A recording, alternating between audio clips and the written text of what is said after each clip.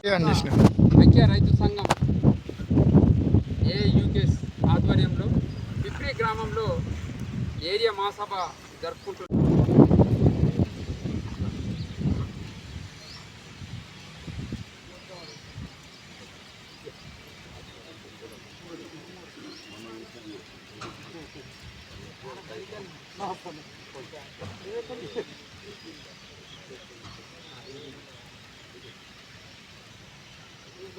అఖిల భారత రైతు సంఘం అఖిల భారత రైతు సంఘం అఖిల భారత రైతు సంఘం అరుణ పతాకమా జై గొనుమారెడి శైల్యోన్ శ్రమ జీవులకే తనమా నీకిది గోరెడి శైల్యోన్ అరుణ పతాకమా జై గొనుమారెడి శైల్యోన్ శ్రమ జీవులకే తనమా నీకిది గోరెడి శైల్యోన్ అరుణ పతాకమా జై గొనుమారెడి శైల్యోన్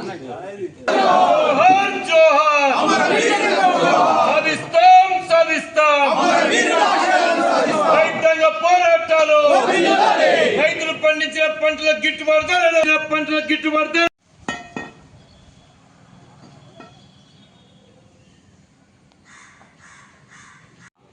జరుపుకుంటున్నాం.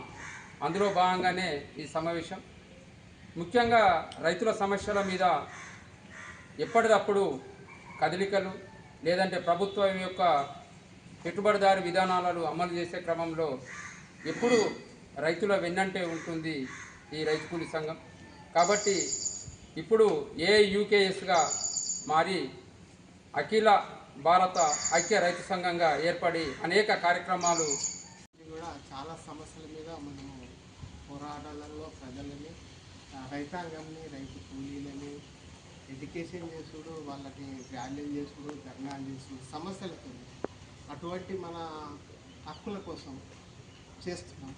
అప్పటి నుంచి కూడా మన పార్టీ అంటే ఇక్కడ మన ప్రాంతంలో ఎందుకంటే వాడు ఇచ్చే 5-10 వేలకు కాదు, ఇలా ఎకరం భూమిలో పంట పండిస్తే ఎంత వస్తుంది, రైతు ఎంత కష్టపడుతుండు, రైతు ఎంత దివాలా తీస్తుండు, మరి రైతుకు గిట్టుబాటు ధరిస్తే మనకి ఎంత లాభం వస్తుంది అనేది మనం ఒకసారి ఆలోచించుకోవాలి. దానికోసమే ఈ రోజు ఉన్నటువంటి మన అఖిల భారత ఐక్య రైతు సంఘం డిమాండ్ చేస్తుంది. రైతాంగాన్ని కలుపుకొని ఈ దేశంలో జరుగుతున్నటువంటి అన్యాయాలకు వ్యతిరేకంగా అక్రమాలకు వ్యతిరేకంగా పోరాటం చేసేదే ఈ అఖిల భారత ఐక్య రైతు సంఘం. అందుకోసమే రైతాంగాన్ని ఏకం చేయడం కోసం ఎర్రజెండా అంటేనే కొంతమందిని దూరం పెట్టే పద్ధతిలో ఈరోజు ఉన్నటువంటి ప్రభుత్వాలు వ్యవహరిస్తున్నాయి. ఎందుకనంటే ఈ ఎర్రజెండా కిందికి పోతే వాడు మంచి గుర్తింపు వస్తాడు, లేదా వాళ్ళ దగ్గర నేర్చుకుంటాడు, దోపిడీ విధానాన్ని వాడు పరిశీలిస్తాడు. కాబట్టే మనం ఐక్యం చేయకుండా ఐక్యం ఒకటే చెప్పాలా, పాస్పోర్ట్ కోసం కొట్టాలని రండి అంటే నాది బీజేపీ పార్టీ, అక్కడ కేంద్రంలో మా పార్టీ నేను రాను అంటాను. అరే బోనస్ ఇస్తలేడు పోలందా అంటే మా పార్టీ కాంగ్రెస్ మేము రాను అంటాం. అంతకంటే ముందు టీఆర్ఎస్ ఉన్నోళ్ళు వాళ్ళు అట్లే. నిజంగా మీరు రైతుల కోసమే కావాలనుకుంటే రైతులమందరం కలుద్దాం, ఆ సమస్య కోసం కొట్లాడదాం. ఆ తర్వాత ఓట్లు వచ్చినప్పుడు నువ్వు ఏ పార్టీలో తిరుగుతావు, ఏ దానికి ఓట్లేస్తూ నీ ఇష్టం. కానీ సమస్య ఉన్నంత వరకు అయితే రైతులుగా ఒక్కటి కావాలా వద్దా? ఇలా మనం ఇట్లా అంటున్నాం, సర్కారు ఉద్యోగాలు చేసేటోళ్ళు ఒక్కొక్కరికి లక్షల రూపాయల జీతాలు ఉంటాయి. వాళ్ళు ప్రతి సంవత్సరం కరువు భత్యం పెంచమంటారు, జీతం పెంచమంటారు, ఇంకా సౌకర్యాలు కావాలంట. మరి మనకు ఎన్ని బాధలున్నా పార్టీని చూస్తాం. ఏ పార్టీ అయినా మనకు తిండి పెడుతుందా, ఏ పార్టీ అయినా మనల్ని ఆదుకుంటుందా అని ఆలోచన చేసే పరిస్థితి లేదు. రేపు నాకేమన్నా పని పడితే తను నాకు సహాయం చేయడు, అదే పని పడేదేమన్నా చేసేదేమన్నది. మనకు అనుకున్న విధంగా అన్ని హక్కులు సాధించుకుంటే మనమే వాళ్ళకి ఏదైనా చేసి పెట్టగలిగే శక్తి మనకుంది. వాళ్ళు మనకేదో చేసి పెడతారని ఆశపడటం అయితే ఏమో రొట్టపెట్ట పెదవులకు నక్కాశపడ్డట్లే ఉంటుంది తప్ప మరొకటి కాదు. కాబట్టి రైతులుగా మనం అందరం సమస్యల మీద ఏ పార్టీలో కొట్లాడదామనేటటువంటి ఆలోచన రావాలా, ఆ పద్ధతుల్లో ఐక్యం కావాలా, ఆ పద్ధతుల్లో మనం పోరాటాలు చేయాలా. అప్పుడు మాత్రమే మన బాధల నుంచి మనం బయటపడటానికి అవకాశం ఉంటుంది. ఇప్పుడు ఎవరైనా దావతున్నది అని తెలిస్తే ఏదైనా పార్టీది సరే ఒక్కోళ్ళకి తెలిస్తే 10 మందిని తోడుకొని పోతాం. అదే ఒక మంచి పని చేద్దాం రండి అంటే నాకు ఆ పని ఉన్నది, నాకు ఈ పని ఉన్నది, నేను అటు పోతున్నా ఇటు పోతున్నా అనే పద్ధతుల్లో మాట్లాడతాను.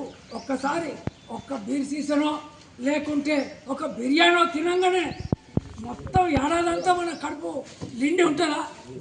అట్లా ఆలోచన చేయాలా. ఒక్క పూట కోసమే వస్తుంది కాబట్టి అది కాదు, మన బతుకు బాగుపడాలంటే ఏం చేయాలి అనేది ఆలోచనతో మనం ఆలోచించినప్పుడు మాత్రమే ఖచ్చితంగా పాలకులు భయపడతారు. వాళ్ళు మనం అనుకున్నటువంటి సమస్యల్ని పరిష్కారం చేస్తారు. ఖచ్చితంగా మన బాధలు బయట పడటానికి, బాధలకి వెళ్ళి బయట పడటానికి అవకాశం ఉంటుంది. అలాంటి పోరాటాలకు మన అఖిల భారత ఐక్య రైతు సంఘం ప్రయత్నం చేస్తుంది. ఈ రైతు సంఘంలో పెద్ద ఎత్తున రైతాంగాన్ని చేర్పించడమే కాదు, అందరినీ కూడా మన సంఘాలలో సభ్యత్వం చేర్పించి పోరాటాలకు సిద్ధం చేయాలని చెప్పి కోరుకుంటూ Thanks for watching. Like, share and subscribe.